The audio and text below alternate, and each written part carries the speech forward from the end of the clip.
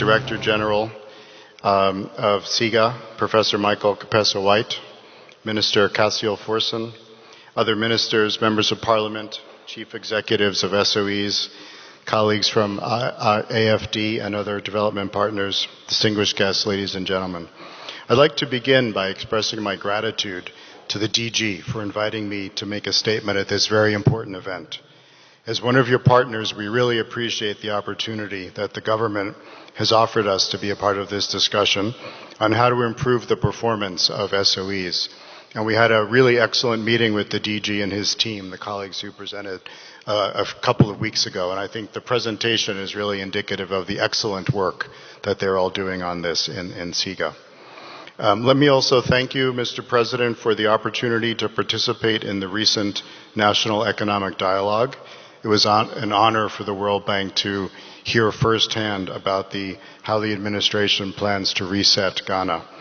Today's event is a further testimony of your resolve to accelerate the reset agenda as outlined in the dialogue, and also Minister Forson's budget speech earlier this week. And I assure you of the World Bank's partnership and support in this journey. I think the President Mahama and his cabinet have really set a tone of candor the past couple of months. And there's a term going around in management circles now called radical candor, about the value of that when we speak very candidly with each other.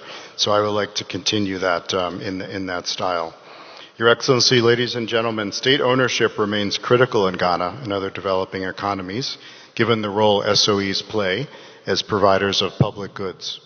Many SOEs have social mandates, which require them to remain in business, even when they are subsidized by government. Indeed, evidence from the World Bank suggests that state ownership is more prevalent than previously thought. The bank did a really good report called The Business of the State a couple of years ago, which identified 76,000 enterprises with state ownership of more than 10% in 91 countries. I would recommend that one for you to give also a sense of the global experience. Given the multiple ways in which government can assert its ownership rights, even in enterprises in which it only controls a minority share, the concept of the business of the state goes beyond the traditional SOEs to include firms with minority, indirect, or majority ownership, as we heard from the colleagues this morning. In this sense, the performance of the entirety of the 177 public enterprises should concern government and make it critically important that they are reformed and managed better. Your Excellency, given the critical role they play, it is paramount for SOEs to be fit for purpose. There is a need to constantly look at state ownership and interrogate the quality of the state's participation across different dimensions. The first dimension is the social mandate. Does the state need to perform this role, or could the private sector do it better or more efficiently? If yes, if the state needs to perform the role, is it in favor of the state? Are new measures needed to rejuvenate the operations of SOEs generally and also in particular cases? Is the SOE commercially viable or not? If yes, what is the compelling reason for the state's continued involvement? And does the environment provide sufficient competitive neutrality to permit the participation of other private sector players? Does the state play a regulatory role or direct service provider role? If yes, what is the nature of the regulations and also vis-a-vis the extent of the state's presence in the sector? And if no, the state should take measures to leave commercial activities to the private sector and dedicate resources and expertise to manage non-commercial SOEs better. Let me take COCOBOD, for example, in this regard. COCOBOD currently plays multiple roles to support farmers' income and productivity and support Ghana's position in the cocoa market. So it's a regulatory role, but it's also a commercial role. On the commercial role, there's a procurement monopsony, and there's a sales monopoly on cocoa beans, as well as the physical distribution of inputs to farmers, which have created significant distortions over time and driven a significant wedge between the market price and the price farmers receive. The results are clear, a vicious cycle that undermines Ghana's position in the cocoa market. Cocoa production has dropped nearly 50% over the past 3 years. Many countries in Latin America and Africa are ramping up production to fill global demand. I used to work in Latin America before I came here for this job, and I can tell you firsthand, countries are seeing this and looking to take advantage of it. So there's really no time to waste. Existing forward sales contracts locked in lower prices than current market rates. The potential impact for this season could be as high as $1.3 billion of foregone revenues for COCOBOT and the farmers due to these rolled over contracts. Large gaps between market prices and farmer payments, with potential losses of about $4,000 per ton for farmers, encourage smuggling and shift towards galamsey, as we all know. It's therefore critical for a comprehensive and holistic look at the cocoa sector, including unbundling and rationalizing the responsibilities of COCOBOT to allow private sector participation in procurement and sales of cocoa beans and inputs to farmers, and reforming COCOBOT's governance structure to strengthen its regulatory and enabling environment functions. Your Excellency, the second dimension is financial and operational sustainability of SOEs. As we all know, we've heard now this morning, SOEs have been a burden on public resources in Ghana. I'm asking my team to look where we're working in many of the sectors with you to try to support you in the particular sectors. We're already working quite a lot on COCOBOT and ECG, but also water. Ghana Water, I think, is another one, which clearly needs some support. As the 2023 State Ownership Report demonstrates, a significant number of SOEs in Ghana would fit the definition of entities facing financial distress. The report highlights the underperformance of SOEs, which continue to operate at a negative net profit margin with significant liabilities. I'll just take one more example, another famous one, which is ECG, which together with Volta River Authority and the Northern Electricity Company account for approximately 63% of these liabilities that have been identified. ECG total debt of Ghana cedis 68 billion. Unpaid legacy arrears at the end of 2022 were 1.3 billion USD. Annual cumulative sector shortfalls in 2024 stood at 2.2 billion USD, despite government transfers of 2.1 billion in 2023 and 24.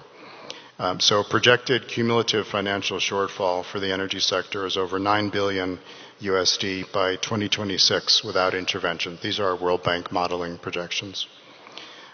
In terms of COCOBOT, the total debt estimated at Ghana cedis 32.5 billion, of which 9.7 billion is due to be paid at the end of September this year.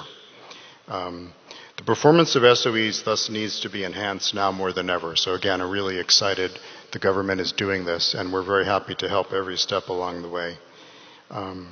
Improved distribution of operations and strengthening billing and collections through enhanced internal customer and meter management systems and deploying smart prepaid meters in the energy sector is also critical, and we're working with the government on supporting that as well through a sectoral project. In this respect, Excellency, I'm pleased that under your leadership, the government has made it clear that it intends to undertake difficult reforms, such as those in ECG and COCOBOT. A comprehensive reform is really what's needed in ECG in terms of reducing aggregate technical, commercial, and collection losses. Your Excellency, the bank has been deeply invested in improving governance and financial and operational performance in SOEs around the world, and we're very happy to bring this experience as well here. Among Latin American countries, for example, Chile has been a trendsetter in corporate and public sector governance, particularly in terms of promoting the role and independence of boards of directors. Uruguay has focused on improving SOE performance through use of performance contracts, as has South Africa. So in the case of Uruguay, management agreements are set, clear objectives and performance targets are then monitored by the Ministry of Finance to ensure that those are met. Closer to home, in Gambia, the National Water and Electricity Company has since 2017 pursued reforms and achieved good results. For example, reducing transmission losses from 28% in 2015 to 20% in 2020. reducing blackouts and improving bill collections. In Senegal, with World Bank support, the energy utility company, Senelec, recent recovery rate improved from 79% in 2013 to 82.7% in 2022. And bill collection rates have improved from 79% in 2013 to 98.8% in 2022. Can ECG be as good as Senelec? Of course it can. Of course it can. All it will take is strong leadership and good governance, and I believe that's what we have now. Excellency, SOE sector reforms require strong measures, such as improving the SOE's corporate governance, namely, strengthening autonomy and accountability and professionalizing the composition and operations of the boards of directors. In Ghana, additional measures could include strengthening internal financial management, controls, and audit, and adopting performance incentives for managers and other personnel. Under the USD $150 million Public Financial Management for Service Delivery Program, the World Bank will provide $15 million to the government if SIGA achieves agreed targets towards improving the performance of SOEs. The successful preparation and publication of the 2023 State Ownership Report is the first important milestone under the program, and I'm confident that there will be more to follow, including the finalization of the proposed performance evaluation of the 16 SOEs that SIGA has identified. The World Bank is also supporting reforms through the $300 million budget support instrument with policy actions, including those targeting reforms of ECG. Your Excellency, to conclude, I would like to thank the Government of Ghana once again and SIGA for recognizing the bank as a partner. We look forward to working closely with you going forward and to realizing the promise of SOEs as a generator of revenues for the people of Ghana. Thank you very much.